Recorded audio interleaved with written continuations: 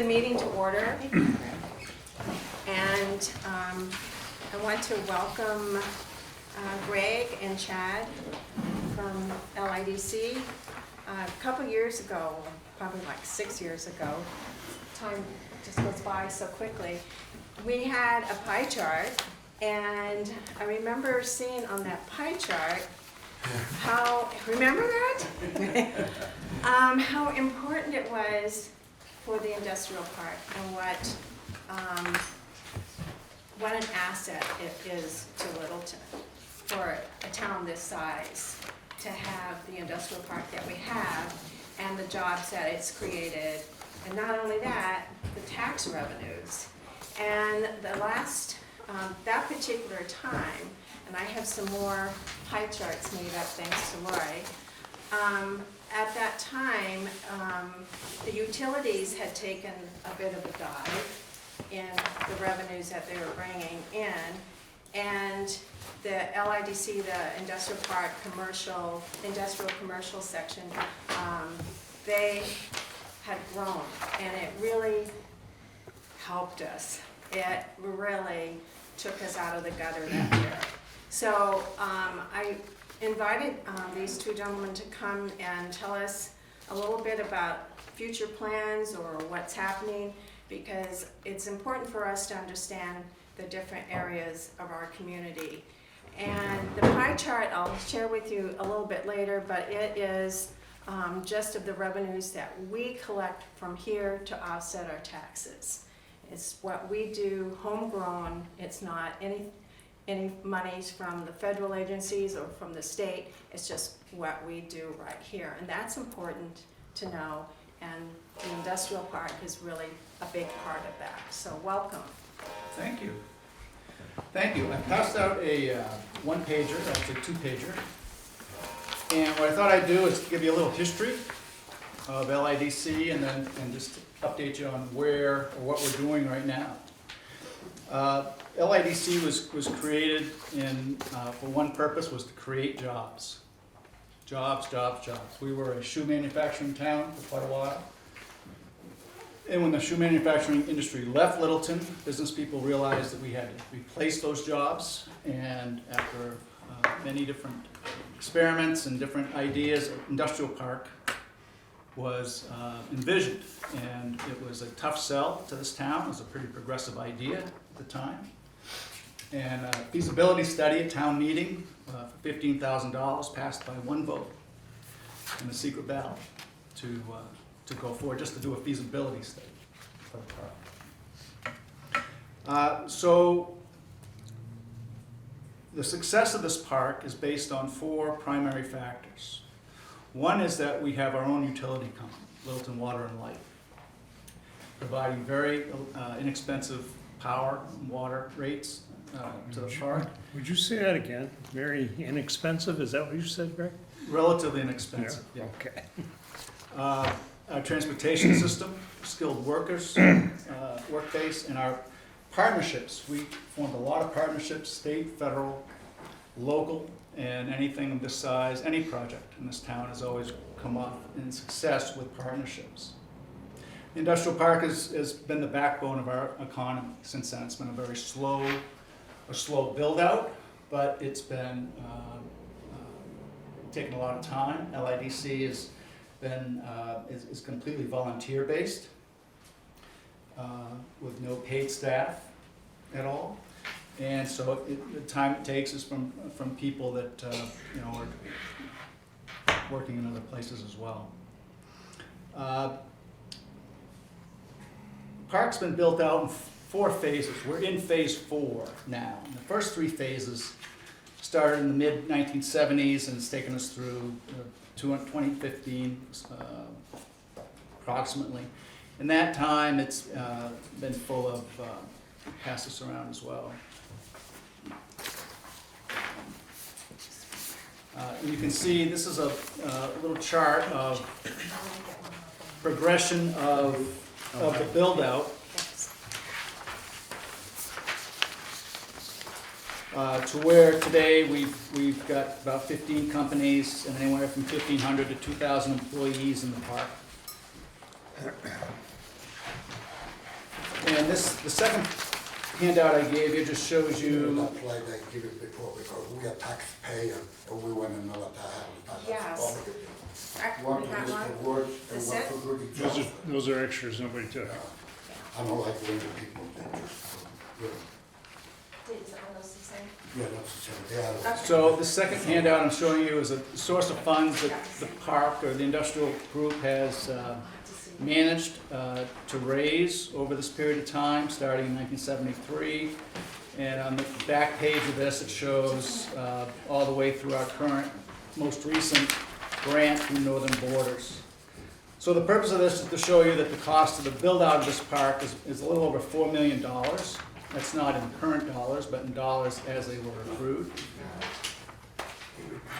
And the second page on the top shows you the breakout of what were the sources of that $4 million. So that industrial park was built on $2 million out of the 4 from the EDA, federal EDA. Besides church. $1 million from the town of Littleton, and the other remaining $1 million from the state and LIDC.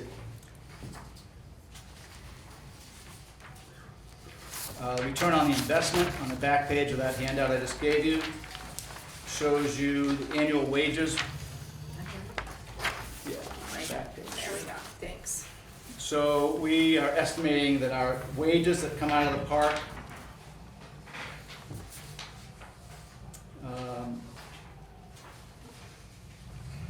are in the $75 million range per year.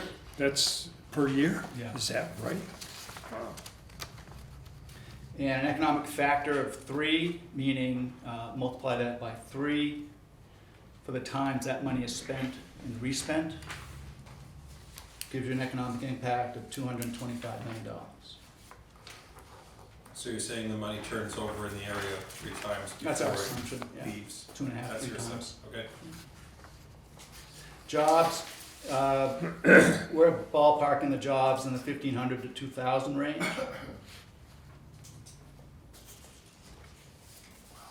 That's significant. So in total, it's an economic engine, strong economic engine, which has been in support of other development in town as well.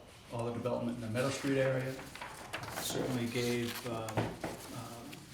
some stability to build a new healthcare facility. So it's not the reason, but it's certainly, we're very fortunate that they, I think this engine is there. Greg, are you guys involved in bringing, and I forget what they call it, where people that have come out of either sobriety or out of rehab, that they're trying to make the industrial park that type of place to work? Are Mark you- Bont has been very involved in that. Okay. Yeah. All right. Yeah, So that now- is, yeah. I'm trying to think of the, I know the one you're talking And I can't remember Yeah. the name, Andrew Mascioni? He yeah, was very yeah, they're very in that. involved in that, and that is a, Okay. yes, that is All right. yeah. promoted. But right now, it's the industrial park specific, I guess. I think it's throughout the region. Yeah. There's a lot of Yeah, businesses, but I know whether or not it's an they're in the item park. within the park as well. Okay. Yeah, there's several businesses in the park. So that brings us really up through relatively current times, right? In 2016, we did a Phase 4 study, a master plan study of a couple of our remaining lots of land in the park.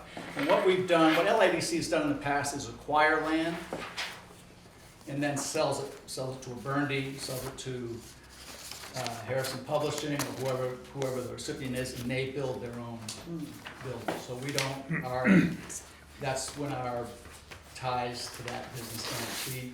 We sell the land and they're off and running.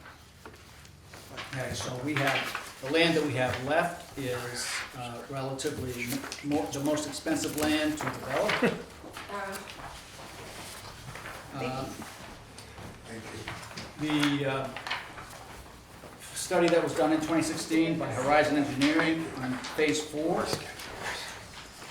funded by the EDA. Looked at 2 lots. This is the coin company here, and the transfer station is here.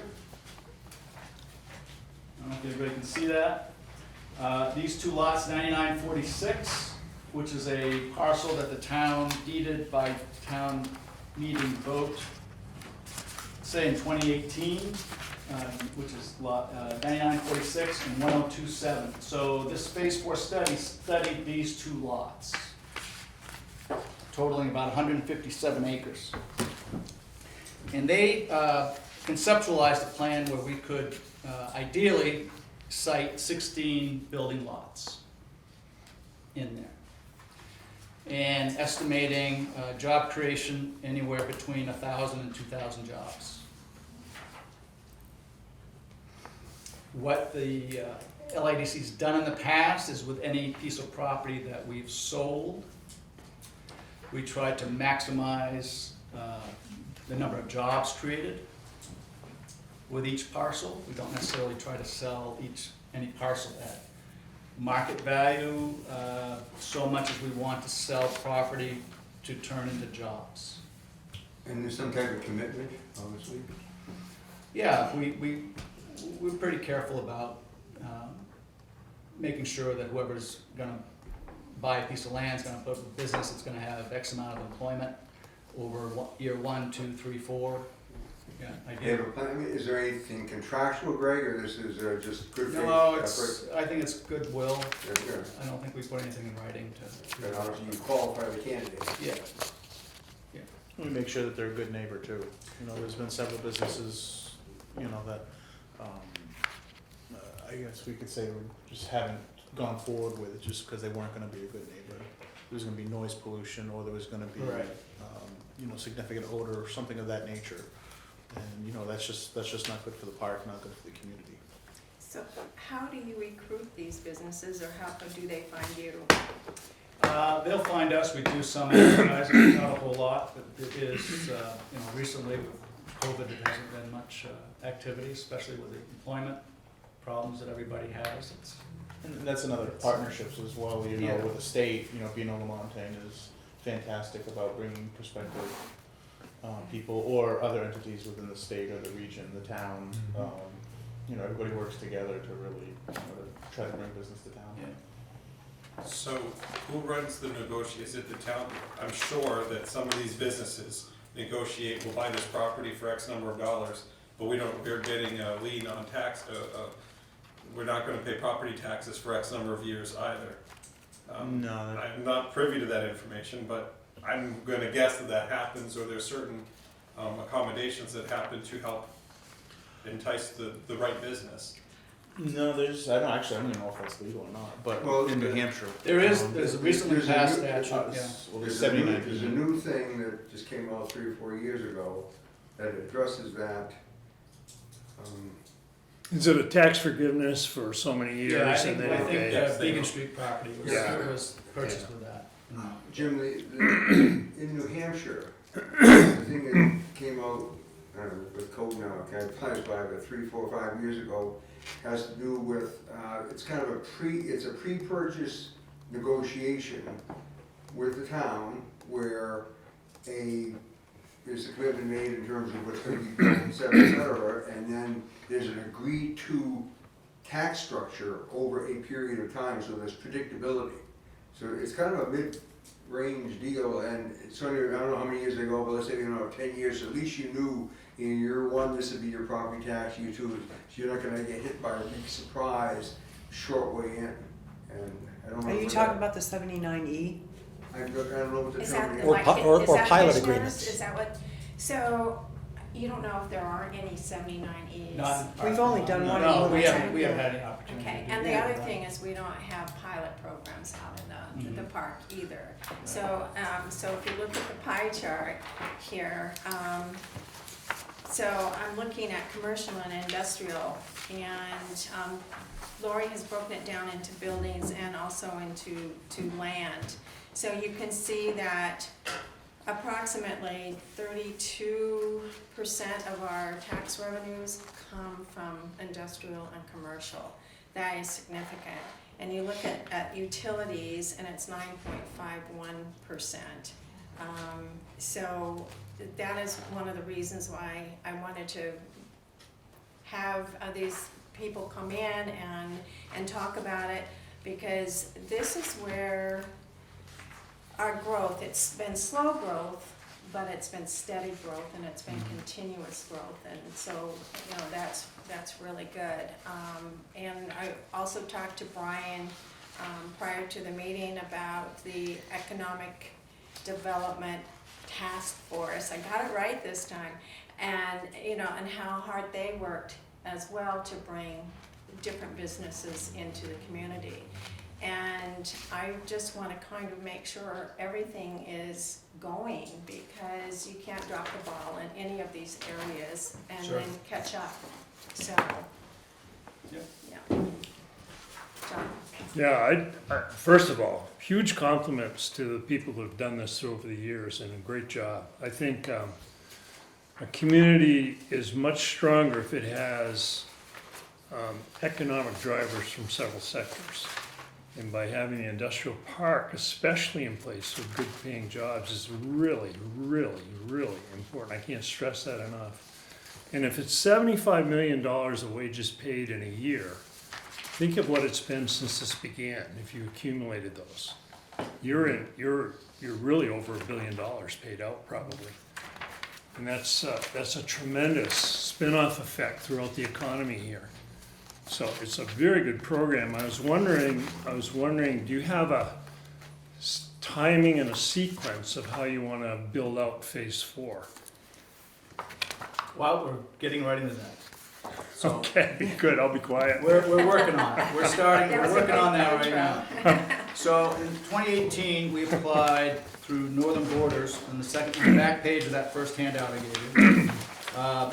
The Northern Borders Regional Commission grant, we applied for $119,500, which we matched. LADC matched 50-50. To begin the engineering and construction of a road, which is up behind the transfer station. Yep. Okay, so as you drive into the transfer station, instead of, when you turn into the transfer station, and then you take a left into the transfer station, if you go straight, you'll go over a brook and culvert. If you go straight over that, that's the area we're talking. So if you go over that culvert, Yep. and you go in there maybe 100 yards, you'll see a rough road that's starting to be built. Yep. Up. You can't really see the delineation here on this map, but it is going up right beside the transfer station, going up towards this first lot of 9946, which is 42 acres. It doesn't quite reach it because we only had so much money in the budget to get there. Calder Construction built the road. Horizon Engineering did the engineering on it, all out on RFP. We had to get some wetlands permits. And I don't believe we did an alteration of terrain, but we had to go to Concord and get some permitting on that. We also have to do an environmental study within the Northern Borders grant. So,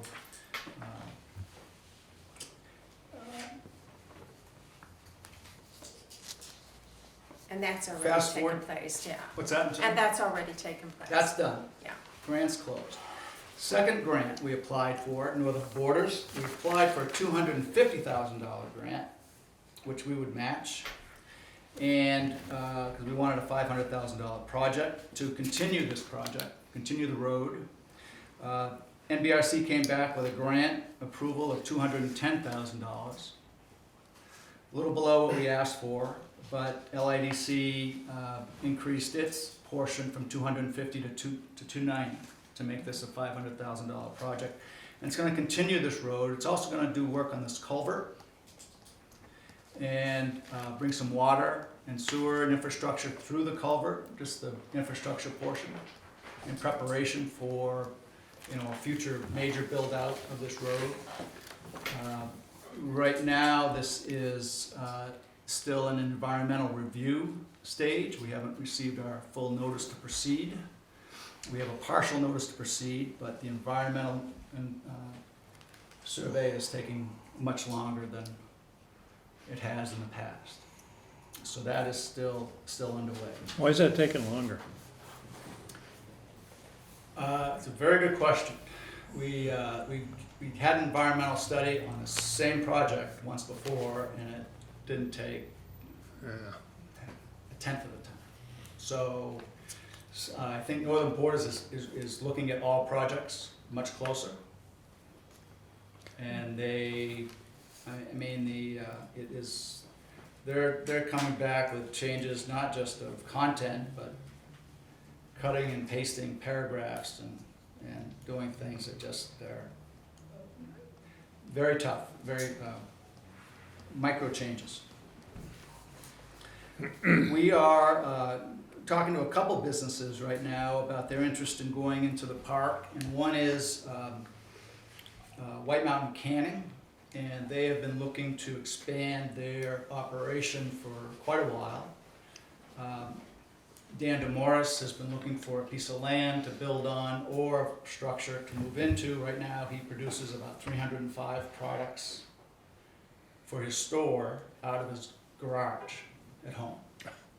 So he is desperately looking for a commercial kitchen, and we tried to accommodate him on another piece of land near this, but on the other side of the road. But it's very difficult to engineer landscaping wise to put 8,000 square foot building in there. And the infrastructure costs, we were getting up to 700,000 before we realized this wasn't really doable. That was before building and a lot of other things. So we're, with that in mind, we are looking towards the EDA as well now to look at what other funding we might be able to pursue with this project. So it's good that we have an interested company that wants to build in here and probably go into that 42-acre piece. So that's ongoing. Greg, is that road that you started, that would be the access road for that entire property? Yes. Yeah, because the in that Phase 4 master plan that Horizon did, we're following that. That's where the road came in. There's another business that is in more of an infancy stage and talking to us about constructing another building, 8 to 10,000 square feet. Might be more on a condominium style facility where they may build it and occupy one unit out of 6 or 1 unit out of 8 units. But that would open it up, which is a great idea because we have a lot of interest from people who want existing facilities. And that's been that way for a long time. It's difficult to get anybody to build anything on spec. So that, I think, has some viability, and it's in the planning stages now. The owner of that business is working with an engineering company to start working on the viability of doing that. That sounds interesting. Yeah, Yeah. and they're both local businesses. So, and they'll be able to grow their employment base and productivity. The last item here is HED has contacted us and said they have a earmark from Senator Shaheen's office, which they cannot utilize in the time period that it has to be used. So they've come to us to say, is LIDC interested in entertaining any utilization of that? So this works perfectly with this project. And we're relatively new in the discussions about what are the parameters of that and what are the requirements that the senators or the earmark would want to see on it. So it could be that we have some residential housing, in this park. So, and we certainly need housing, so it would be a nice fit. So we're working on that. Are earmarks back? I thought- Well, they call them something no, else. no, they call them congressionally directed spending. So yes, they are back. Greg, are there any concerns about housing next to and adjacent to the industrial area? Because there could be complaints both directions on that. understood, and we assume that's gonna be whatever. Yeah. Yeah, that's gonna be we tried to rezone the larger piece, the green piece, which is zoned rural. And we tried to rezone that industrial Yeah. a few years ago, and that did not pass. So it's zoned rural now, and it abuts a residential neighborhood. So it's more likely to be accepted there, but, if we can utilize these funds and lay the groundwork for some residential, $1 million is, won't go very far, but if we can use a portion of that for the construction of infrastructure and bank the other, I'm not sure how that would work. That's what we're trying to find out now. Has there been any hesitation that it would be, you'd have to go through a transfer station, or it's adjacent to a transfer station? That would be, there's a lot of work that would need to be done, and the other piece of this is a second means of egress for this whole project. And when Horizon did the Phase 4 study, it did not complete that portion of the study. So we still need to work out another means of egress and where that would be. We have some ideas, and we just haven't studied them yet. Okay. So all that egress situation about how to get in and out would have to be addressed, yeah. So it may not be the primary route through the transfer station, we don't know Okay, at this point. good, thank you. And this is all volunteer workers. You guys working very hard to help the community. Any other questions? Any questions? Just two. Yes, sir. I'm wondering how you guys are funded, because the work that you've done is substantial, and your war chest for, funding a $200,000, $300,000 project is, not tiny, but, I'm not saying that's huge money, but I'm wondering how the funding comes in The funding is on this on this sheet. sheet here. So that shows you where the funds have sourced.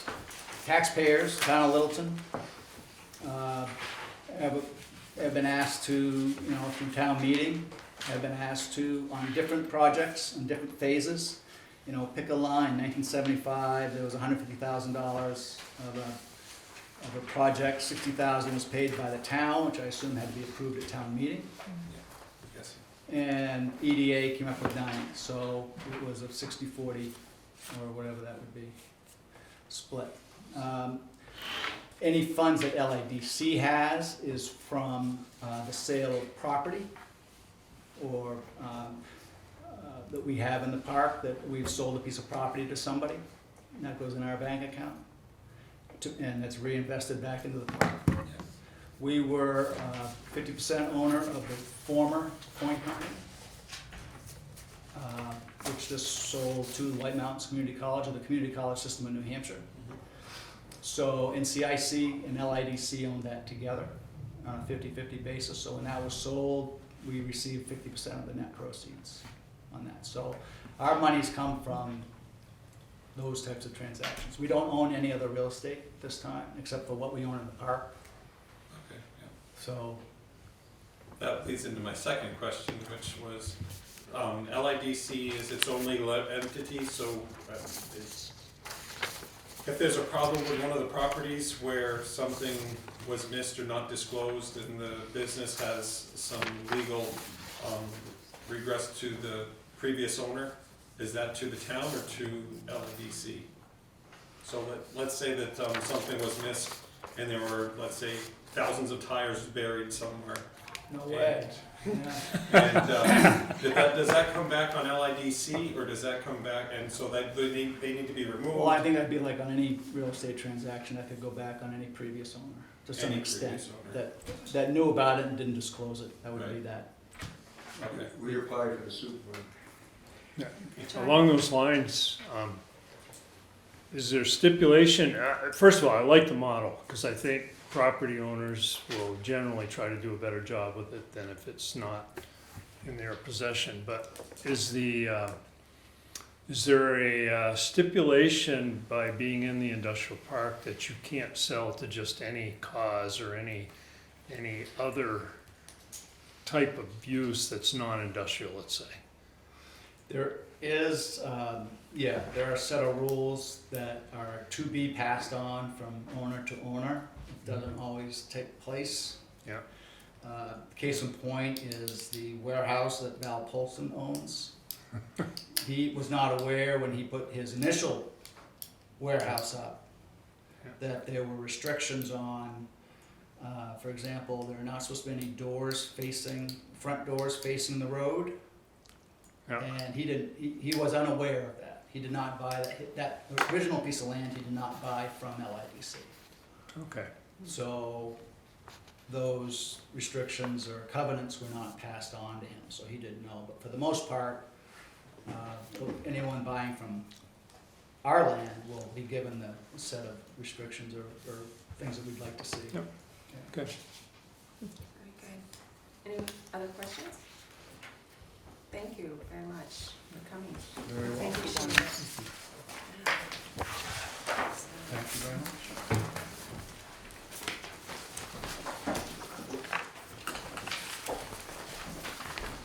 Lori, do you want to come up? And Jim, do you want to?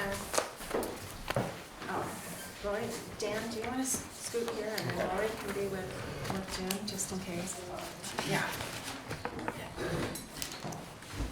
Now, this isn't a point for the LIDC, but is the sewer system in a place where it's getting repaired to the point where it can support more and more industrial type growth like that? Kind of. How does it burn down? If they were opening somebody tomorrow, there might be a problem. Your plant has plenty of capacity in reference to the volume. The problem it is that the inefficiency in which it's operating, let's say it's 100,000 gallons of capacity. The plant on average is only doing 40,000 gallons, but it's taking almost 100% of its capacity to clean that 40,000. So it's based on what's coming in. That ties back to a program that will be put in effect here. The board is aware, and that is you have businesses in town that have what's called discharge permits. And you have some businesses in towns that don't have discharge permits. And so we have to go through a process now of those who are gonna have permits are gonna have to get a discharge permit.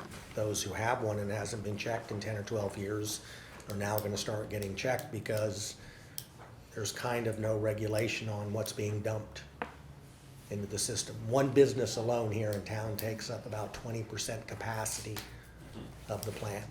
I mean, just the nature of the business, it's just the volume of what it does. So we have got to get a handle on what's going into it. And then not only that, new regulations come down on the town every day.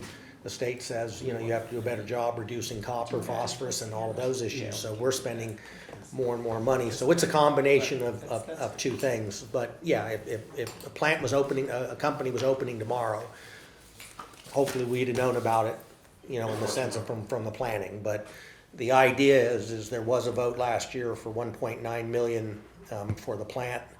And we've got a new engineering firm, and they're going through also with a potential grant process. But the next main thing that needs to get done out of there is the clarifier, which is like the lungs. It needs to get replaced. I mean, these guys saw a picture of it just the other day when the water was down on some issues. And we're still not 100% up and running with the screw pumps and the bar rack because of supply chain issues.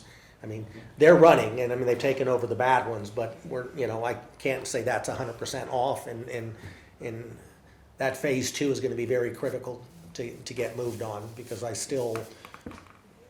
okay with the screw pumps going in, but then once I saw some additional data on the clarifier, it's another issue for me not to be able to sleep well at night, okay?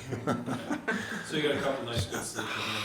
Yeah, for about a week, yeah. So Jim, the capacity of the system, last year, in my naivety, I was led to believe that the pump would fix it and we'd be back to 100% of its capacity. But I think what I'm hearing from you is that it's an entire system, not just the pumps, but the clarifier, and who knows what else. Yeah. And so my question really is then, what's the design capacity of the whole system now versus where we're going with that? That's what the engineers are, So you're gonna be determining that? yeah, and that we just, I think, So that's Russ, pretty a important. couple of months ago, the board approved a contract with Hoyle Tanner, which is an engineering firm that's All right. doing a complete assessment. Cause that's the whole answer. You know, last year the pump was kind of an incomplete answer when you think about it. With, yeah, it couldn't operate, so I mean, without the pump, No, I that understand sludge that. wasn't going anywhere. I understand. I used to And have now to that- run yeah, one of these I know it, systems, but so now I that know. it's at least running again, it's Yeah. still on life support. I mean, there's no other way to put that, and I mean, and that is just years and years of lack of investment and Yeah. maintenance. I mean, there's no other way to put it, okay? I mean, but when it breaks, unlike the sweeper, it has a much more significant impact on the town, Oh, yeah. involving, shit in the river, and that's where it Will goes. there be an additional financial proposal next spring? I'm not anticipating, because with the 1.9 that was done and the Hoyle Tanner going for grant money, we priced it out for the 1.9 to cover the project. So the grant would just allow us not to have to spend, The 1.9. yeah, the 1.9. So beyond the clarifier, there's nothing more? No, there's. Yeah, and we can have that discussion when we get to the wastewater treatment plant, and I've got Doug here and there, because I mean, they can give I'm seeing emails, you know, going back and forth still on a regular basis is on, It's a bigger Short-term issue than we Band-Aids. thought a year ago. huh? It's a bigger issue than we thought a year ago. Yeah, we've solved two significant portions, the bar rack, the headworks coming in, and the screw pumps, you know, that pump it through, but the clarifier is really the thing that has got to get done next. And that could be catastrophic if it doesn't. So just a suggestion, I think it would be really good to say the whole system to be right would be this. You know, whatever else beyond the clarifier and all that. Yeah, no, and Doug will be able to address that when we go through the All individual right. department. So, Diane, yes. do you can clarify to me or anybody else over here, what the industrial park wants from the budget committee from the town? Please, I like you to be very specific if you don't mind. Why we asked the industrial park, is that what your question No, is? my question is, What do you what want from us? the industrial park wants from the They- budget committee? They don't want anything. Actually, I had asked them here because I think it's important for us as a budget committee to understand where some of our revenues come from, because it's very important. It balances, it just balances our taxes out. And so I had asked them to come as more of a informational for all those people that sit around the table. Because as I said, how many years ago has it been when I saw that one pie chart? It was just an eye-opener how reliant we are. And they're just a quiet group that just keep on doing their work. And sometimes we don't recognize the significance of their contribution. So they didn't come asking us, I had asked them to come, so. Thank you. So anyhow, I have the agenda, but I'm going to skip over number 2 and go to finances, and Lori has a draft, 2023.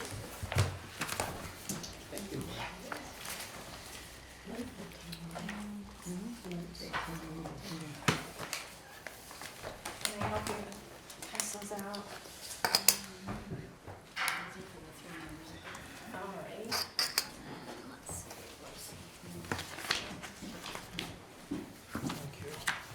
Can we do it just electronically and safe, you know? Oh, good. What's that? You can.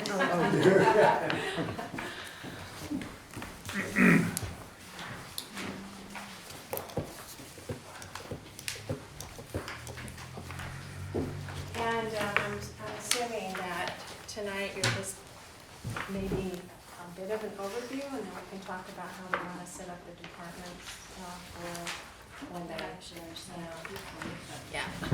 Just to go over the thick packet, these are the individual budgets that each department has submitted, so so it gives you the details.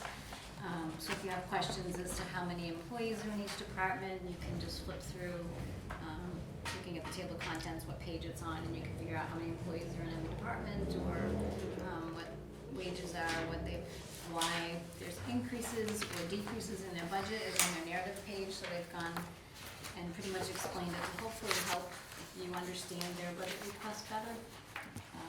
So that's what the big thick packet is all the details. The other group is the summary packet that will be updated each time as things change. But this has the general fund by category page on the cover. So it just gives you the 2021 budget expended, 2022 budget and expended as of September 30th, and the 2023 department head requests, and it shows you the difference from 2023 to 2022. So that's your second sheet there. And the long one has all the different departments, it's totaled by department. So it pretty much takes the information off of the thick packet and just summarizes it in an Excel sheet for you, so you can just see the totals. But if you're looking for details or back up to the numbers, you'll want to go to your individual sheets to find that. And then the smaller sheets in the back are the revolving funds. The first is the sewer enterprise fund, Fund 2, and then Park and Rec is Fund 10, Transfer Station Fund 11, and the Opera House Fund 12. And those reports for the revolving funds will show you expenses through September 30th, and then revenues received through August.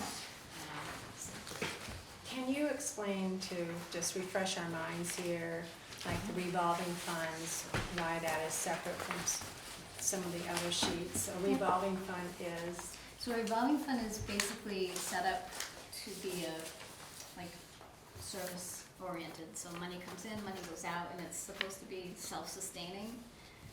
Our revolving funds still need help from tax dollars. You'll notice the transfer station revolving fund is actually asking for less money this year.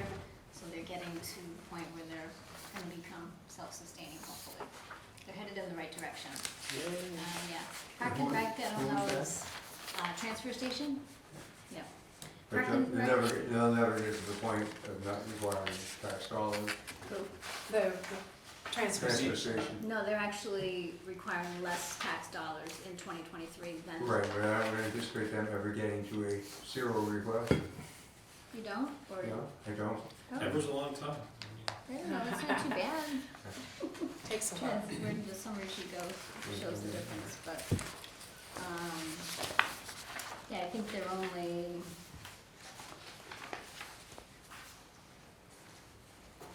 well, 130,000, Yeah. yeah, so. I mean, just got a my little general ways to sense go. of the ones that we have, I mean, it's nice that they have income, it's nice to maximize it, but I mean, I guess I don't see the transfer station or the parks department or the library, Park and Rec revolving fund actually has much more in it than just programs. You know, it has the buildings and parks and fields and maintenance and all kinds of things in there, so, yeah, that one's always gonna be, should probably be part of the general fund, I don't know. And the Opera House, of course, is a special revenue fund, is the way it's been voted, but again, that one, you may wanna consider becoming part of the general fund, just because of the nature of it, it's not gonna be self-sustaining. So I'm not really actually sure why it was ever set up as separate funds outside of the general fund, because it actually requires quite a bit of tax dollars to be functioning. And the town owns the building Yeah. and takes care of it, so I don't. I never understood it, actually. I still don't understand it. I think every year I It ask for doesn't an need to be that way. explanation. I mean, it could easily be part of the general fund and it would probably function a lot better. I but think just, Yeah. historically, I think when that building was renovated and the venue was, coming online again, it was thought that the goal was to work towards maybe breaking even, for its expenditures. And, that might contribute to why it was set up that way initially, Mhm. but, you know. hindsight is 20/20 and, Yep. you know, so. Lori, am I right that these statements now are representing 9 of 12 months? For Yeah. the 2022. Through September. Yeah. In the green at the top, yeah, through September 30th. So we're, if everything were according to budget, we'd be 75% through the budget that we've. Yes. Okay. And as of September 30th, we're 4.03% under budget. How much can? 4.03. That's good. Quick question, sorry for my ignorance. That's okay. What does encumbered mean? Is that money that we have to spend but haven't spent yet? Or, I don't know, I just don't know what it means. So encumbered means just, it's from last year's budget, but they didn't get the invoice. They had a purchase order out or a contract. So Okay. it's gonna be paid for in the next year's budget, so we have to have the board of selectmen vote to set that money aside, so it doesn't close into the general fund balance. Did you wanna add anything else? I don't know if Jim wanted to Well, speak on the numbers or whatever. I mean, just just in general, I mean, Lori had given you the breakdown. And Lori, I'm having too many sheets in my hand. Yeah. Well, Do you see any problem No, areas? No. In the general fund, comparing 2022 to 2023, as of this sheet, there's an increase of $99,770. I can probably tell you the most of that is healthcare. We were actually had a negative number when the first drafts went out last week. And then we got information that our health insurance is going up almost 18%. And even though we are working with the school and another entity, I mean, to take a look at that, I mean, I'm gonna be very honest, I think that we're probably not gonna see a lot of savings because the school, your insurance is based on your census, and so we're small, and all it takes is a couple of real serious claims, and it has an impact. And so right now, we're at a point where we would impact somebody else's insurance rates negatively based on, So they may not want you to be. yeah, once it's all said and done, They're gonna it shun may, you a little bit. yeah, no, I mean, to be very honest, maybe Yeah. that we actually could Yeah. hurt them in theirs because they would inherit our history in terms of that. So, I mean, there may be, we had 12% last year and was hoping it was gonna be that much this year. But I think out of that 99, as we go through the various departments, I mean, you're gonna see a good chunk of that is just direct costs, you know, related to employee. This does have a 5% in there, which doesn't even keep up with inflation, and this is for the non-union employees, and as of right now.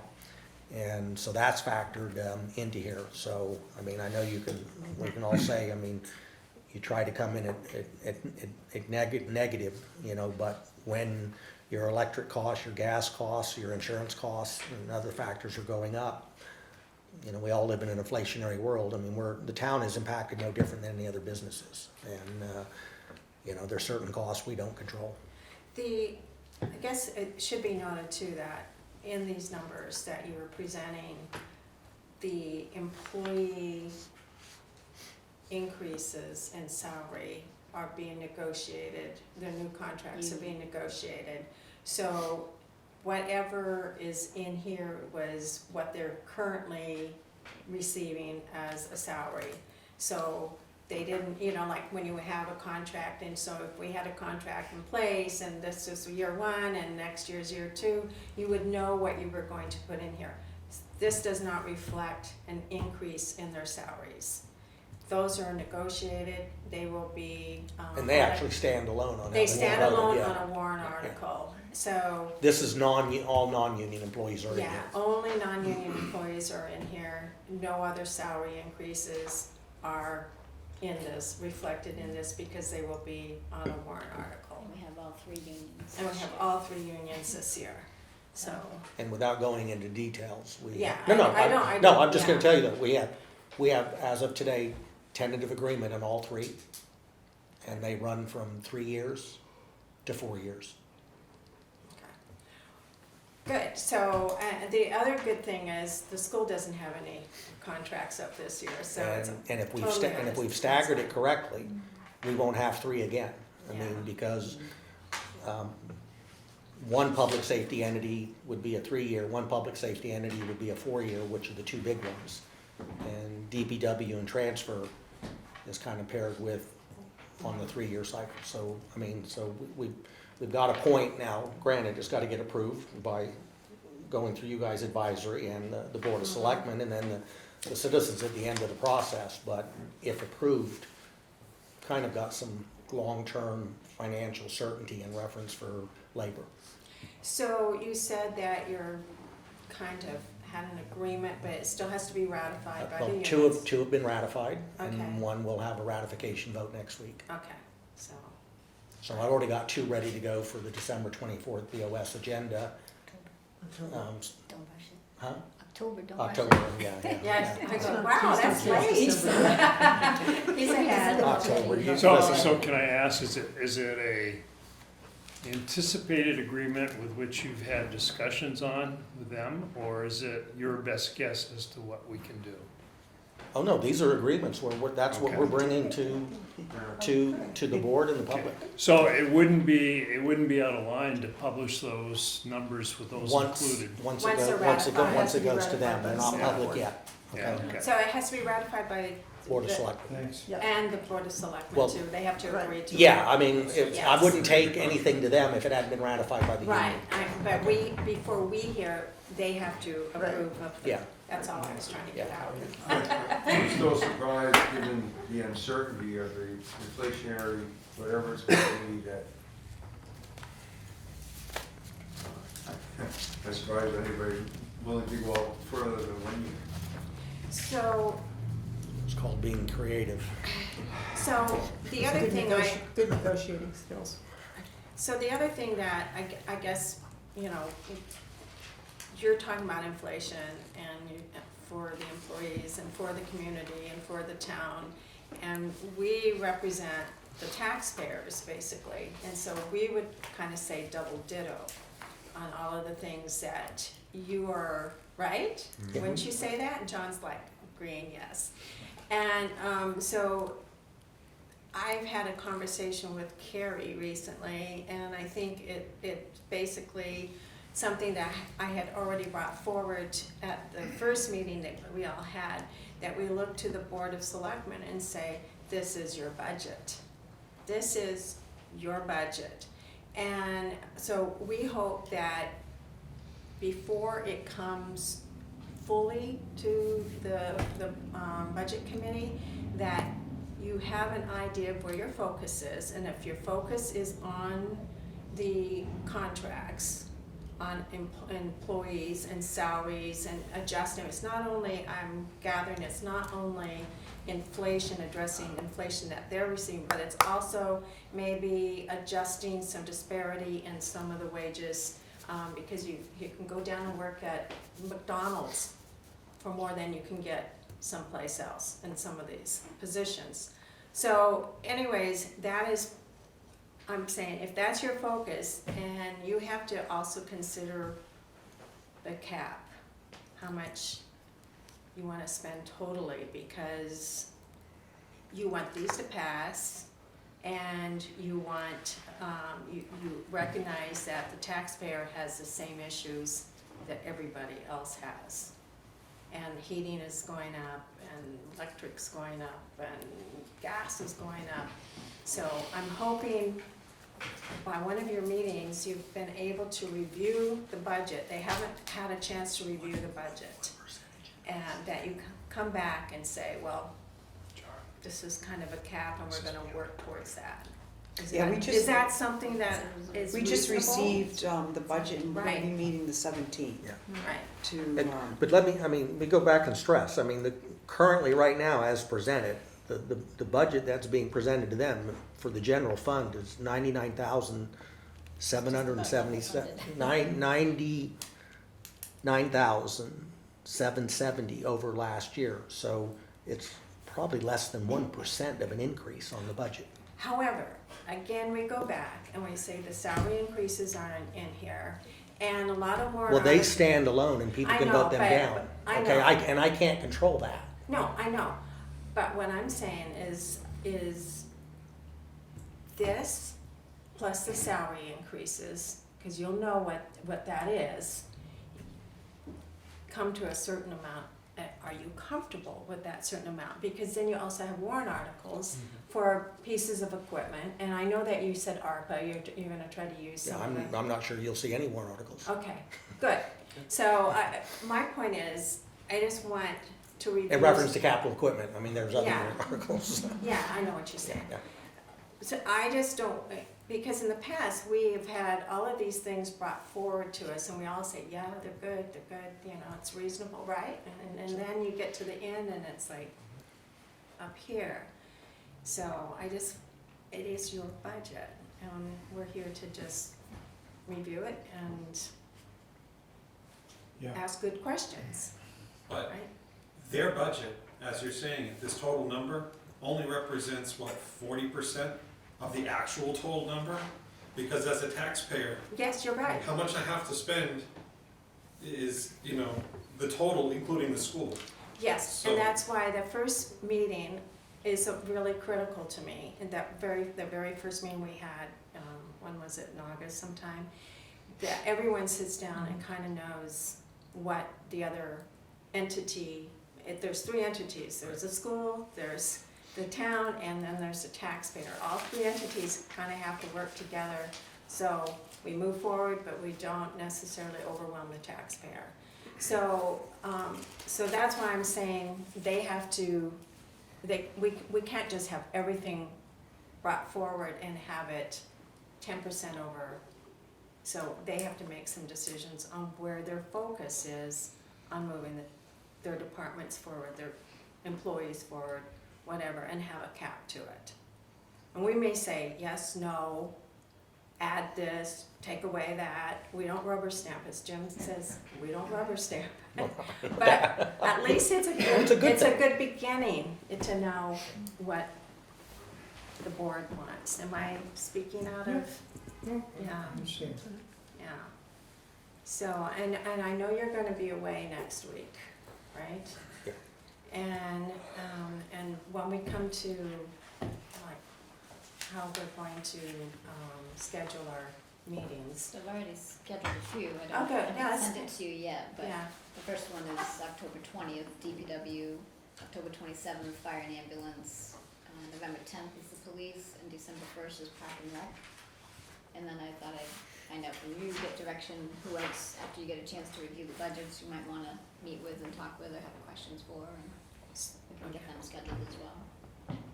okay, so Dan and I will kind of take a look at if we can get your list, and then we'll go through it and try to, organize it a little bit, because we also have to organize with the school Yeah. too.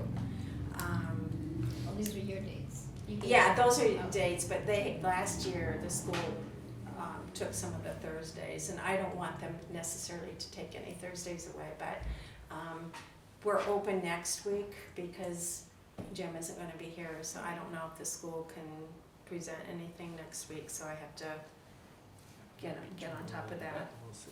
Yeah, we'll see. No. And the board's having a special meeting on the 11th. On Also the on 11th to some go over issues the- that we have to, other issues that we've got going on. Okay, all right. That's good for me, because I can't be here next week. so, We need to- Oh, good, yeah.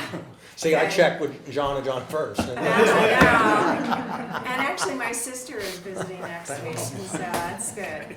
Because I wasn't home for the hurricane, so you know what, just thank God she had power, all right, that's, Oh, yeah. that home generator paid That's off. terrible.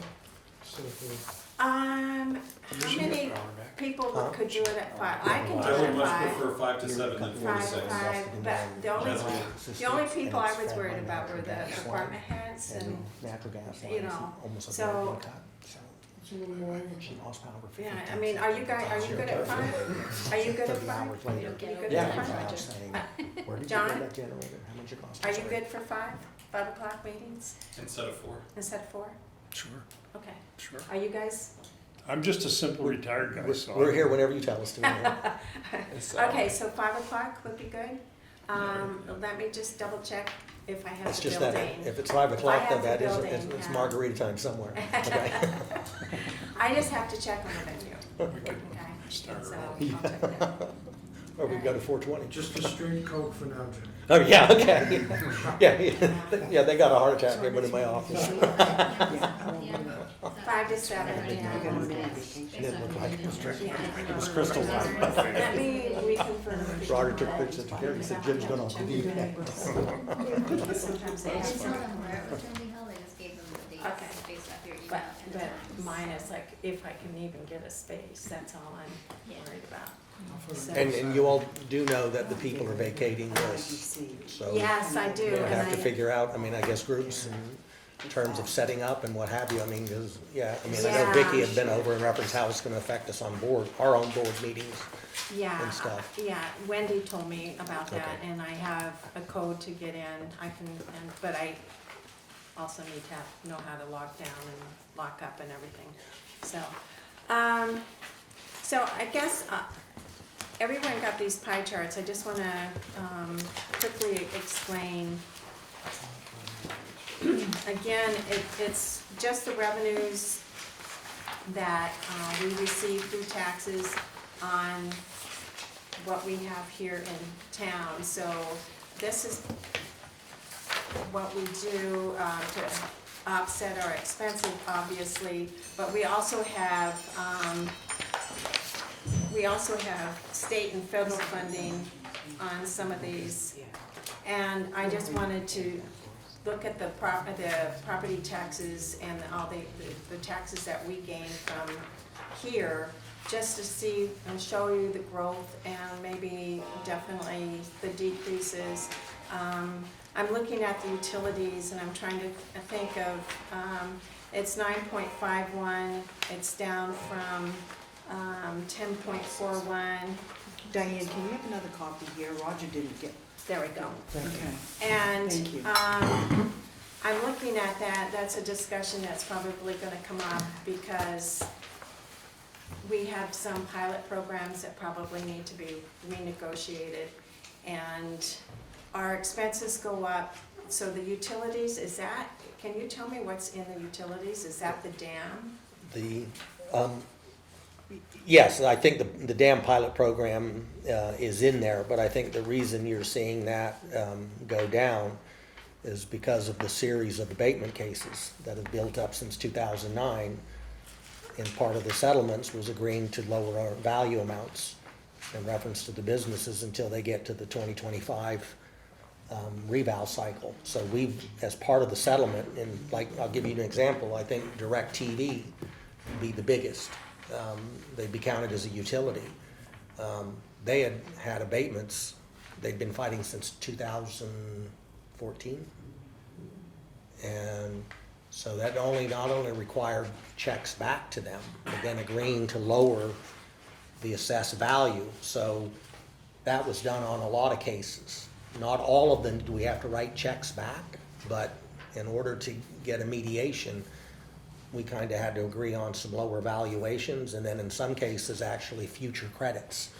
Because the hardest thing to do is write a check back to somebody in 2022 for taxes that were spent in 2014, which is what So you're is that doing. part of like, so in 2020, all properties was 752,000, and for 2022, 724,000, is that part of the abatements Yes. that you're talking Yeah, about? yeah, yeah.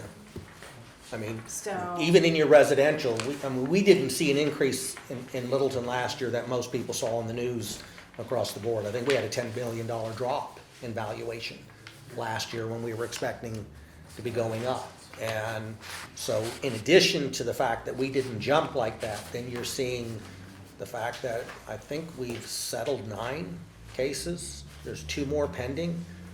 I'm trying everything I can to get them done this year because they have another ripple effect.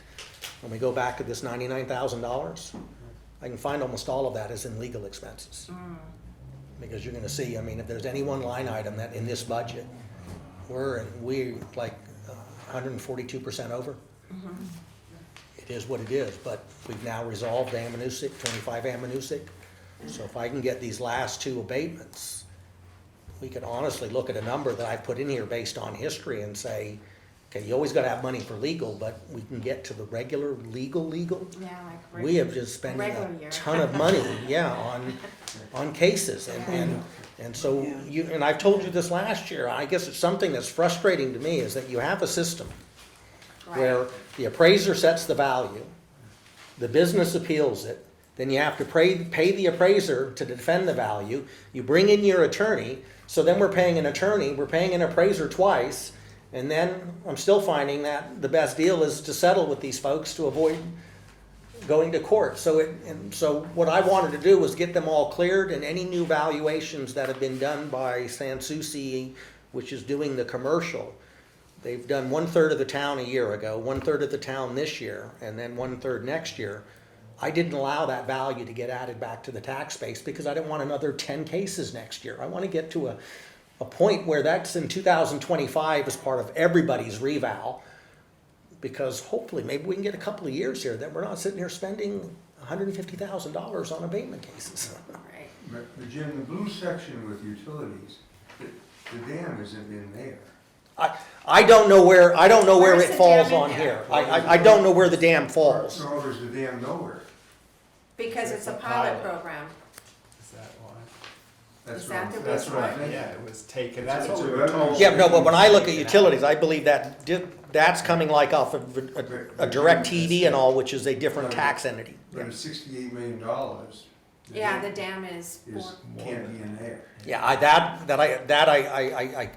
can't tell you. But I believe, Because we have a couple of pilot programs. You have it with the hospital. I have the pilot And you have it with programs the dam? here. And not knowing Jim, I would say that none of those values, when it's a pilot It's right program, I'm here. saying it's an income When you stream, go back on. but is not This is a, reflected in the tax. I'm sorry, this is an old one. That's okay. You So also just see a that minute, we'll the- have it here. This is the number this number here is what's on the breakdown, so you have these things up above. Okay. So when you get, Our utility. tax assessment Utilities didn't go and up, timber. but the it's not actual timber. cost It of just says property in utilities, Littleton but- has gone up. So over I was that. just wondering where the dam was in there, Is but that- it isn't. I know the second part's Okay, interesting. it's the I've seen pilot. the Yeah. listings. Yes. I'm wondering Value if of the first part utilities, is like you said, direct treatment and their for value. commercial real estate to go down or the the residential buildings to go up.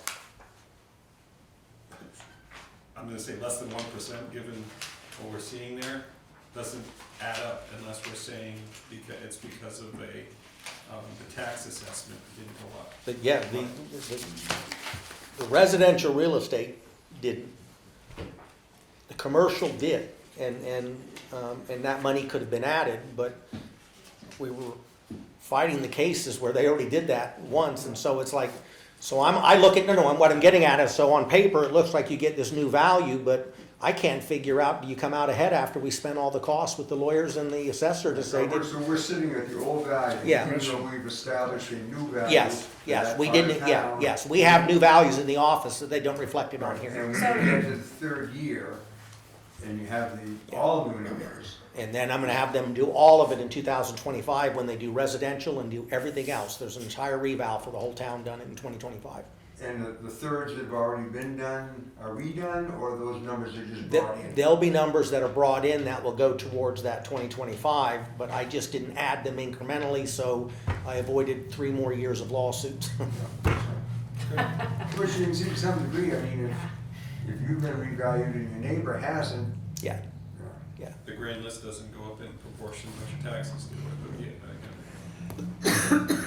Okay, so that's that. All right, what else do we have? What else? So, we'll get together with you to go over the schedule. You have some there, but we'll just kind of go through it and then, oh, I'm just trying to turn that on and, what's the next one on there? You've done scheduling, you talked about that. Okay, so the next departmental presentation will be what? What do you have on the 20?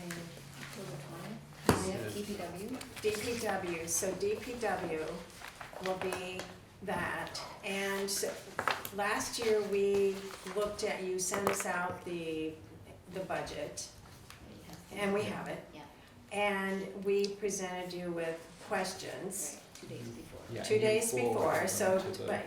Yeah. So Department. Monday afternoon or Tuesday morning? Tuesday. Tuesday? Send them to me by Tuesday, and then I'll get them off to the department head, and they can get their answers. Just when they reviewing come. the process here, so Yeah. we also, if you have any questions. So we're going for Tuesday? Tuesday, have all your, Yeah, the great. questions, Great. have all the questions, and then they'll get the answers for our Thursday And we'll meeting. do sewer at the same I time. hate to say it, I'm gonna miss that Thursday meeting. I just thinking ahead now, but I'll send my questions in. All right, And- yeah. But the 13th, there is no meeting? Not unless I can get the 'Cause school. you're gone. Yeah, cause you're gone, and Patty Brown is gone from the school, so I'm So you'll assuming, let us know. yeah. I'll Well, let- I thought I was, Roger came in today and said he revoked his signature. So, I think a week off would be pretty nice. okay, so I think we did the draft, we received the draft budget, and we're going to talk to you about the scheduling, and the review process of presenting questions, we got that done. Okay. And is there anything else that you would like to talk to us about? No, because we Okay. can get those as we go individually through. I mean, you know, Right. there's some questions about should something be a warrant article versus should it be in the general fund budget, but we can deal with all that stuff as we get to that section of the budget. And then the only other thing that's on the agenda was the Littleton Water and Light. And as you remember from the first meeting with Steve and Dan, went to one of their meetings and basically made a statement about, well, you can give Okay. us a recap of Okay, that. yes, as a result of our meeting, Steve and I went on the 19th and attended the commissioners' meeting, which our select person Linda was there as well. And basically, we conveyed our feeling regarding the ongoing issue with the water and light and the town and the DRA. And as I think most of you know, if you follow the news, that this past week we had a ruling or decision by the Superior Court in the town's favor. But as we all know, that that doesn't resolve the issue, and ultimately it has to be resolved. And one of the big things that, as we know, is the department's excess revenues or their funds, should they be turned over to the town for town use, and that's where there's bone of contention. And so we had a nice discussion. We presented our view that, you know, things should be dropped in terms of the legal approach to this, and that all parties get together and discuss it and work it out, because that's the Littleton way and that's the New Hampshire way and the preferred method, because we want to preserve the great service and the economy that the department provides.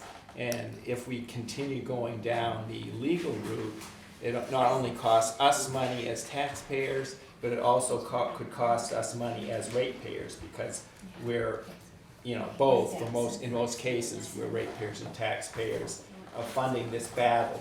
So we would like the parties to get together and resolve it that way. And Peter Cooper, the chair of the commission, wholeheartedly agreed, and Tom Constantine, the superintendent, agreed with that method. But there just seems to be a lack of, from their view and from what we're seeing, coordination to, you know, get people together and talk and work this out, as opposed to just talking past each other and going around in a circle in more legal issues. So in talking, you know, as at our last meeting and hearing from different folks, I put together just a general proposal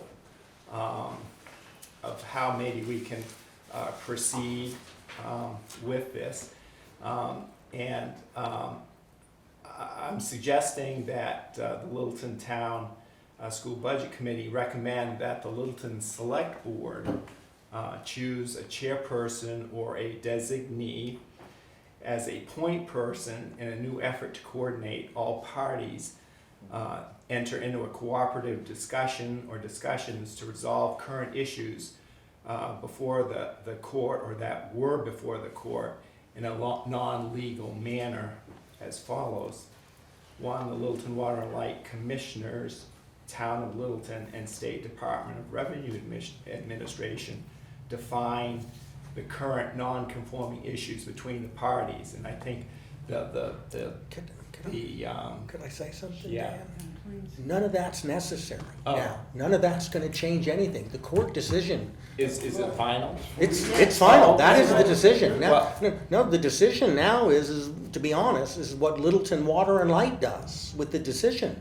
Those issues have been clarified in this Well- court issue. Right. Right, but there's still the money about the issue about their profits or their excess reserves. How has that been settled? That's- The court says the town is entitled to them.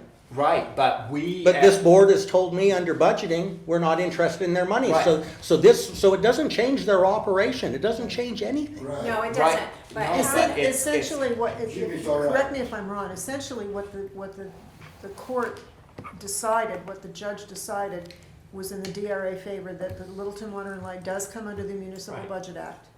So the DRA is out of it. It is between Littleton Water and Light Right. and the Board of Selectmen at this point. But the thing is, those funds or those accumulated reserves, how are they protected? Because you folks right now may say that, oh yeah, we're not gonna touch them, and you say, we're not gonna touch them, but things change. 10 years down Yes, the road. and that's why government allows re-elections, because this board cannot do anything that binds a future board. Right. You can't, the law doesn't allow that. That's why they can only enter Right, in I was just agreements for a wondering- certain length of time. So what I I'm was- getting at is, so there isn't a law you can pass. So, Well, I'm not saying a law that we can. But you can't bind a future board before they ever get elected. That's the whole point of them You must being be able to elected, is set that up- they're free to You must be make. able to set up a structure, a relationship or something. Yeah. I mean, a because- warrant article for the people to say. That would water be, rights money is- well, that would be a legal question there, but you can't bind a board. You can't, that's a I legal know. principle. I think. Dan, I think, Guys, oh, sorry. stupid or what? Go ahead. Dan, I think a good place to start is not to say, Shit. is not to say, Church, it's just like church, you don't do this in church, okay? Listen, just to listen and maybe you'll learn something, I'm listening, and I'm not trying just to. to barking. Rudy, Because, you know, Rudy, please, Listen, I mean, just Rudy, to tell, do we read Rudy, the article? the board will It- recognize you when it's after John has spoken. Okay. Diane, I would like to So- suggest something. We also are meeting on this as a select board on the 17th. So you'll find, you'll We give us have an not had update. a chance to talk about this as a board, Okay. so I would like So us to then- just okay. wait Okay. until we discuss Okay, that's it. fair, yeah. We just barely got the Right. judgment, and I don't wanna go in a million different Right. directions. Right. It's not Yeah. right. So I would like to meet as a I cannot meet with either Littleton Water and Light or the Select Board with any discussions with an attorney for the litigation. So I am continuing to recuse myself until both attorneys agree that it's okay for me to join. Correct. John, I'll just recognize John, what were you gonna say? Yeah, okay, so, Dan, I take a little umbrage at the characterization of these as excess profits that they're sitting on. And I think we should be Well- careful with that terminology, because utilities are, I said it before to the board, and I've said it a million times, it's highly capital intensive. I understand. And it takes one good ice storm to suck all of that up, and then you're out of luck. But, I mean, I use that term loosely because I do I think that's what realize. they use. I'd it just to. call it reserve Yeah. funds, is what I Yeah, call well, it. that's what, a term that has been used Yeah. in various ways, but I do recognize that, yes, they're not really excess because they needed to continue their operations and to purchase Yeah. power, To et cetera. me, the danger is that again, this board, I think, is of the mindset that we shouldn't go after those funds. However, you never know. And Yeah, I think maybe that's the question here. I have a lawyer who's a very good, he's represented municipal utilities in New Hampshire and Vermont, a good friend. And he says that's the biggest issue. And ultimately, those municipals get sucked up by that. And it may not happen today, but it may happen 10 years down the road. Well, think that's, So we should be very careful. right, well, that's what, one of the things that we brought up in our discussions with the commission on the 19th was that we didn't want to see any undue consequences come out of this in terms of bringing about the demise of the department eventually because of sucking up reserve funds or whatever you want to call them, and then they don't have the wherewithal to fund their operation, and then it just becomes an easy way out to turn in the franchise, and we become a customer of one of the larger neighboring utilities. Yeah, probably I should be quiet. I've said No, these no. things 100 times, so I'll stop. I think the main thing that we wanna know is, that is an issue that was kind of back and forth, and even though this particular board, has not asked to get the reserve account, it is something that we're all concerned about for the future. And so how can we make it so, how can we address that? And that's all we're trying to say right We can't now. have policy, because policies can be changed. Right. Right. But But if the And people so vote- when you guys have had a chance, you two have had a chance to talk about it, then we can update it. But I think what we were saying here, that there's many here on this budget committee and other community members that would be more than willing to sit down and talk it out, but that might not be the structure that you all would like to take. But we would like to know how that's gonna be addressed, because part of the issue was that it was never addressed, it got dropped. And, different things got dropped, and so we don't want that to happen again. We don't wanna go through this process again 20 years from now. I guess something I have to say, you want to let Rudy, Rudy, you wanna go ahead? Just one question. Now that the judge he make up his mind and stuff like that, I'm an attorney, I like to read, okay? The only way this thing can stop between the tree settlement and the water line, it's if the water line is gonna appeal what the judge said. But regardless of that, right, we all listen over here. We have an attorney in the room. Now that the judge make up his mind, I would like it, to listen to what the attorney suggested to us. Because this is big, it is big. If they're gonna go to, an appeal from the water rights, you're talking about money, because, you I need think- attorneys. I think that was the reason why the budget committee said, yes, have two representatives go to the commissioners and say, if it would help, we would like to sit down and have a conversation. Would you like it to, please, I would like to hear Mr. Ward what he's got to say about the Brian, subject. did you have something that you would like to say? I resigned from the New Hampshire Bar. And Yeah. as I've said before, I'm a recovering attorney, and it's probably gonna take the rest of my life to recover fully, so Yeah. I don't get into legal issues anymore. Okay. All right. Quick John. question. So, as I understand it, the ruling says that essentially the select board gets control of that money if they want it. And I don't know, Well, we don't know. No, I would like to just stop right now, Okay. because this is getting ridiculous. This is- And You're we just- This is not the we town wanna- budget and It's- they're it legal, isn't. and it's not a It closed isn't. case. And Okay, I think yeah. it isn't a No, closed case, it's so not we a need closed to case. sit down, Roger and I and Jim, potentially with legal, and just review this again. We have not had a chance to. Okay. We've all read it, Good. but we haven't had a chance so, to. the thing that Dan was just reading is also Okay. tabled right now until Yes, that yes. gets until the closed. dust settles and we Okay. Yeah. know where they're going. Yeah, because they have to have their discussions, I just wanna make and sure. they have to make their I needed decisions. to understand what he was saying and Yeah, what yeah. we're really talking about here, but if we're tabling the whole thing, I'm good. Yeah. Thank you. And we'll be glad to give you a full report once we come to a conclusion. Thank you. Good. Okay. Is that it? Yeah. Are we done? We'll leave it at that. Yeah, I'll leave it at that. Brian, I had talked to you about the other valuable asset of the Economic Task Force and how it was formed and how it was, you know, some of the things that it did for the community.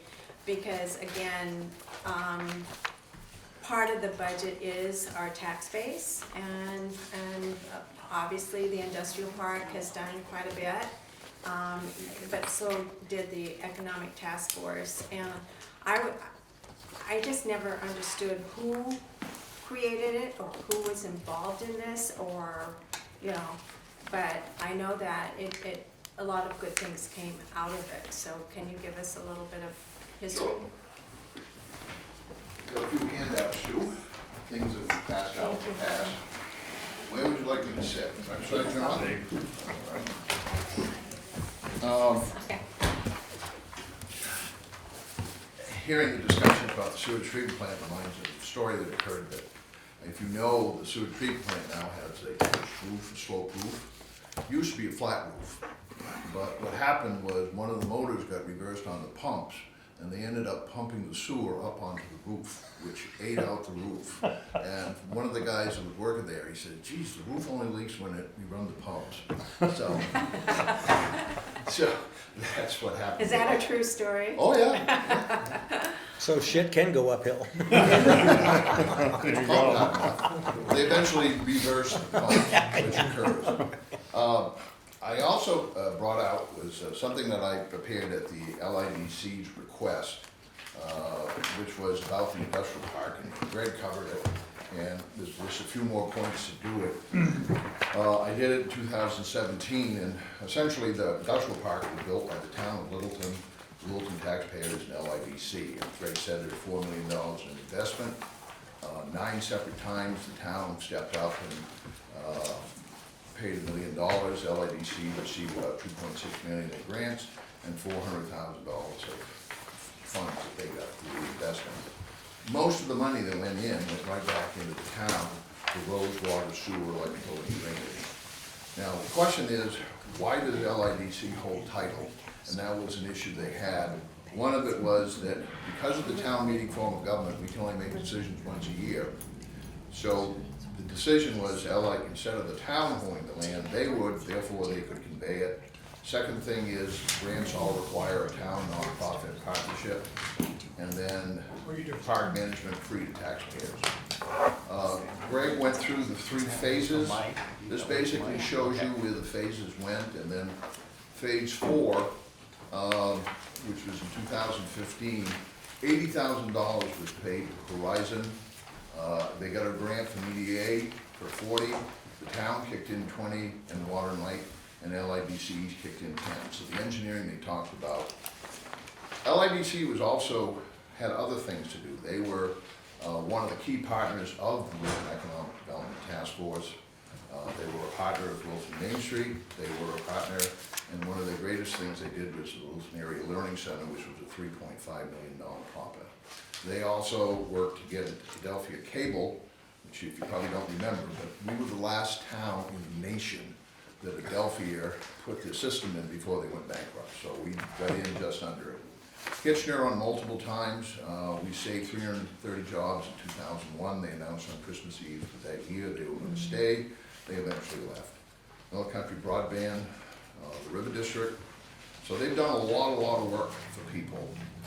And then on the next page, basically, what ended up happening was we thought originally that we were going to recruit all these companies to come in. As it turned out, it was an expansion area for existing businesses, and as Greg has talked about, the ones coming in here are going to be there. Land transfers, basically, been a whole series of transfers back and forth on easements and everything along the line.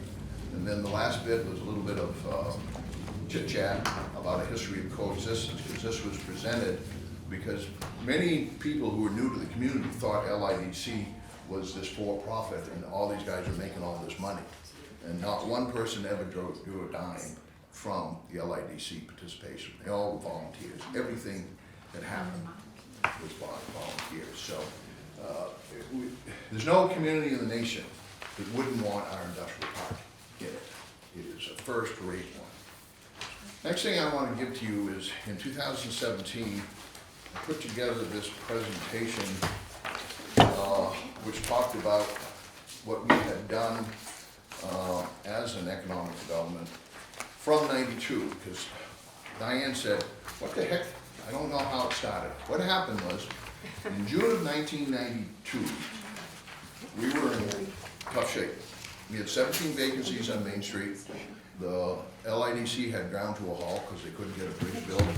We had a whole series of things, and so what a group of us, Jerry Eames, Frank LaFido, Bob Copenhagen, Bill Bedore, Ed Hennessy, myself, we went to the selectmen and we said, we've got to do something, and we don't know what we're going to do, but we got to do something.